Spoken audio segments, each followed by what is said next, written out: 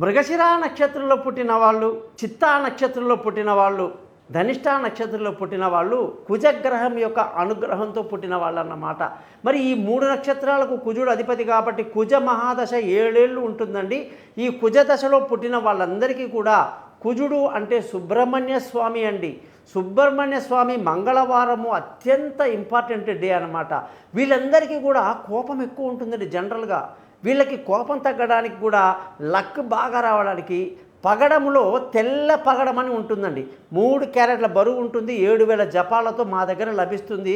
దానిని మంగళవారం రోజు చక్కగా 2 చెంచా పాలల్లో నీళ్ళలో కడిగి సుబ్రహ్మణ్య స్వామి దగ్గర పూజలో పెట్టి, కొందరికి నరసింహస్వామి నచ్చితే అక్కడ, కొందరికి ఆంజనేయ స్వామి నచ్చితే అక్కడ మంగళవారం రోజు పూజలో పెట్టి దాన్ని చక్కగా మీ ఉంగరం వేలికి పెట్టుకొని నేను చెప్పిన మంత్రాన్ని రోజు 7 సార్లు చదవండి.